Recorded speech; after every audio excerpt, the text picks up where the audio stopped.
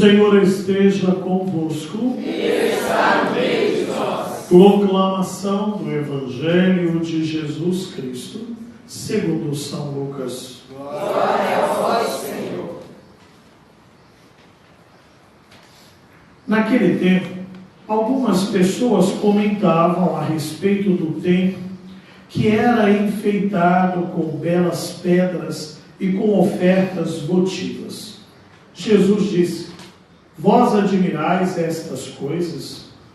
Dias virão em que não ficará pedra sobre pedra. Tudo será destruído. Mas eles perguntaram: Mestre, quando acontecerá isto? E qual vai ser o sinal de que estas coisas estão para acontecer? Jesus respondeu: cuidado para não seres enganados, porque muitos virão em meu nome, dizendo muitas coisas. Muitos virão em meu nome, dizendo, sou eu. E ainda, o tempo está próximo.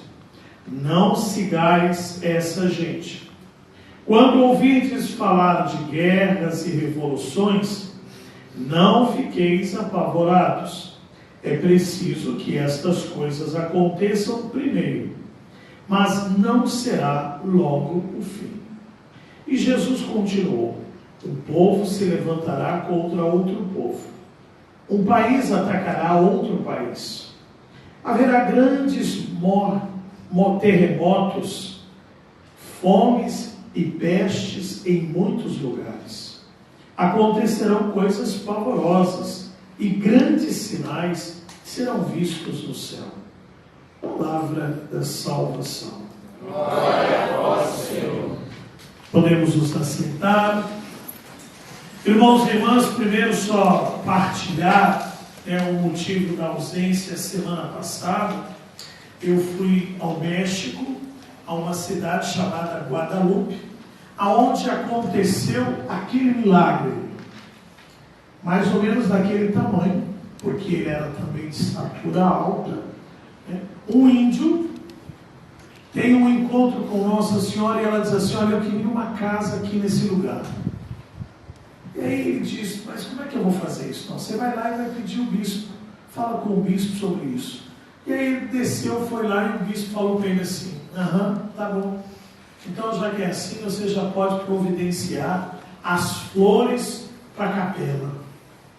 E era inverno, não tinha como ter flor, né? Mas daí o que acontece?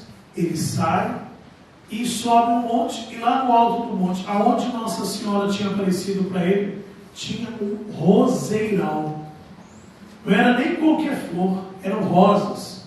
E ele apanha, enche o poncho, aí você já viu, né, os mexicanos que usam aquele poncho. Ele então coloca as flores dentro do poncho. E quando ele chega lá na casa do bispo, ele fala: olha, eu trouxe as flores que o senhor pediu. Ele falou assim: é mesmo? Me mostre. Ele abre o poncho, cai as flores e aparece aquela pintura. E quando você examina a pintura, é interessante que nos olhos dela está pintado a cena do bispo de boca aberta, vendo as rosas do chão. Então é um sinal de Nossa Senhora. Foi muito interessante. E também não só isso, a gente pôde ter contato com a cultura dos astecas, ver a questão das pirâmides, porque lá eles também têm pirâmides, né? Então é muito interessante a coisa. Deu até para comer grilo. Lá eles comem o que eles chamam de chapulim, né? Uns grilinhos assim, bem temperado, pimentadinho, gostoso, viu? Bom demais da conta. Eu até comi alguns, né? E muita pimenta, né? Lá tem pimenta que a gente põe um dedinho na boca e vira dragão, assim, de tão forte. Voltamos para cá. Aí a gente já está de volta. Irmãos e irmãs, a maior dificuldade nossa, entender e trabalhar a dualidade que existe dentro de nós. primeira leitura, Daniel fala de reinos pelos quais o povo vai passar, Nabucodonosor vai ter que enfrentar e lidar. Mas nós poderíamos também pegar a leitura do profeta Daniel, que faz uma escolha. A história de Daniel começa de forma muito bonita. Ele perde tudo, família, pai, mãe, tudo. E ele vai para uma terra estrangeira, mas ele se mantém fiel aos seus princípios, aos seus valores. Apesar das adversidades, apesar dos problemas, Daniel não se corrompe. E às vezes a gente aí, diante das dificuldades, não conseguindo lidar com elas, nós nos corrompemos. Escolhemos a porta mais larga, em vários sentidos, em várias situações. E este homem então vai falar de uma realidade lá, de dominação.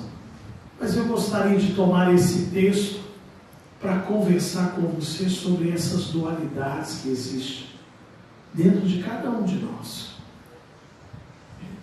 O bem e o mal, o certo e o errado, o santo e o pecador.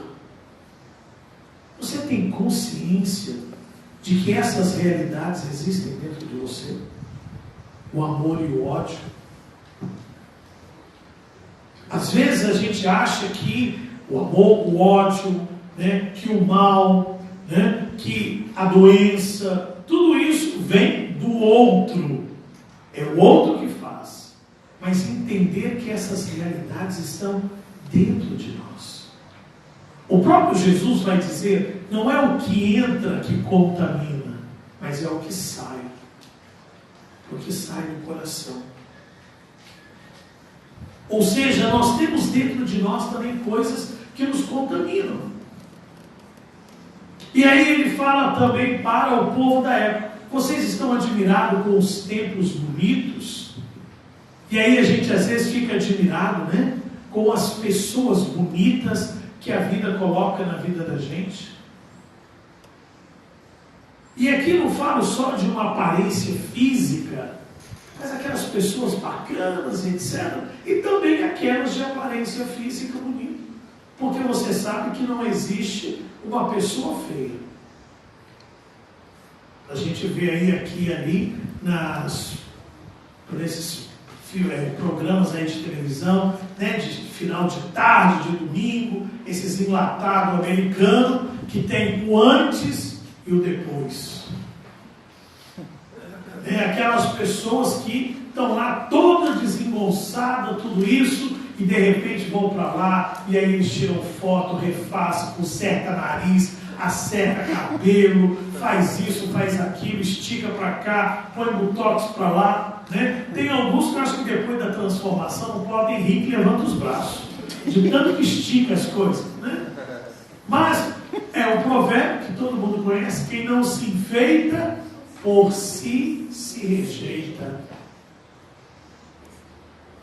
Mas aí ele diz, não fique admirado só com a aparência, porque vai chegar um dia que vai virar pó, tudo vai virar pó.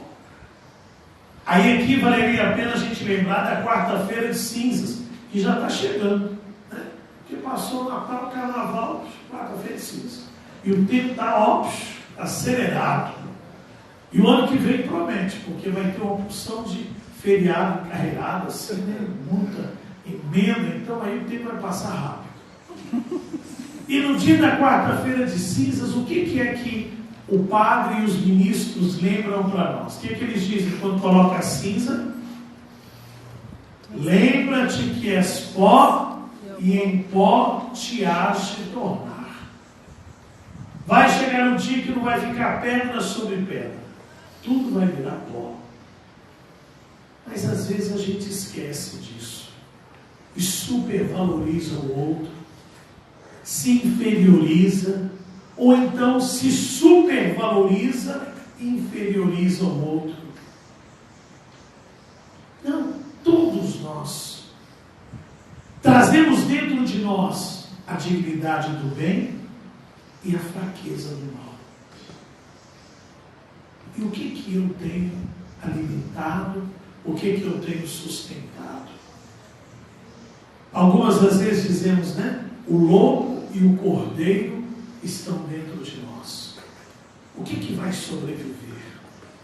Aquele que eu alimento, aquele que eu cuido. E o que eu tenho cuidado? Do lobo ou do cordeiro que existe dentro de mim? Do amor ou do ódio? O que eu estou alimentando? O certo ou o errado? Nós vemos aqui coisas que não combinam, que se misturam, que até pode parecer algo interessante, mas a fragilidade dessa estrutura toda. Porque como é que você une ferro e barro? Não dá. Não tem sustentação. E nós sabemos que sem os pés, como é que a gente se mantém de pé? Não dá. Uma estátua sem pé, não tem jeito. Então hoje o Senhor nos reúne nesta casa, nesta celebração para dizer: você é um ser de divisão. Você é um ser de contradição. Procure cuidar das coisas boas. Procure trabalhar as coisas boas que existem dentro de você. E tome consciência. O mal, ele não está fora. Ele está dentro. E nós é que fazemos a escolha. Por isso eu gosto muito de repetir. A vida não é uma coincidência. Ela é uma consequência das minhas escolhas. Uma consequência das minhas escolhas. E o que eu tenho escolhido? O que eu tenho verdadeiramente tomado como importante para mim? E a gente diz, né? Aquilo que é importante, eu demando tempo. E eu até perco tempo. O Exupéry, no livro do Pequeno Príncipe, a raposa vai dizer para o Pequeno Príncipe: pede tempo comigo e eu serei importante para você.